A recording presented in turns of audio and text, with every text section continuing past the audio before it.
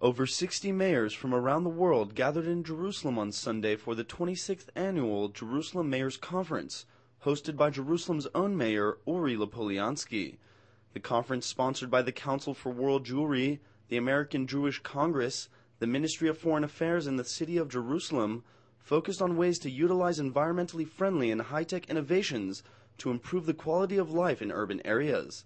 InfoLive TV joined the international city leaders to see what the 26th Annual Jerusalem Mayors Conference was all about. Well, this is a conference of mayors in which we come together and look into issues affecting the people we lead.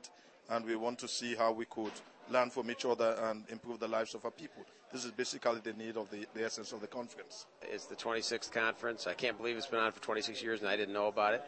But it's really an opportunity to learn about Jerusalem, to learn from other cities. There's like 60 countries here from around the world, 60 cities from around the world. And I've always benefited from talking to other mayors. I've gone to mayors' conferences in the United States and in different regional conferences, always benefited from talking to other mayors in the country. Now I have the opportunity to compare notes with mayors from around the world. During their stay in Israel's capital city, the mayors toured Jerusalem's most important cultural, historical, and religious sites.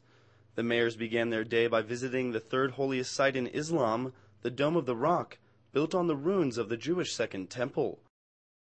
They then retraced the steps Jesus walked as he carried his cross down Via Dolorosa, touching the place Jesus rested his hand on his path to crucifixion. Arriving to the Church of the Holy Sepulchre, one of the holiest sites in Christianity, the mayors knelt down on their knees to touch the place Jesus' body was cleaned after his disciples took his body down from the cross. They then entered his tomb to see the place where Jesus was laid, before he was resurrected 3 days later. Finally, the mayors descended into the caves of the Old City, getting as close as possible to the holiest of holies of the Jewish religion, the sacred Temple Mount, before visiting the most important site in Judaism, the Western Wall. InfoLive TV wanted to know what the mayors thought of the eternal capital of the Jewish people and the spiritual center of the Western world. It's awesome. It is a mixture of everything. It's a mixture of culture, of art, of religion, and very much of tradition. If you just watch TV and you listen and you read the papers, you will think that there is a big animosity between the different cultures and religions. And when you're here, you see that it's not like that. What you see here is people living in harmony. You know, politically, there may be a conflict. But then when it comes to social interaction, I don't see any kind of conflict unless there is the division of Jerusalem into 3 areas. You have the Muslims, the Christians, and the Jews. But in essence, I don't see any conflict. I see harmony.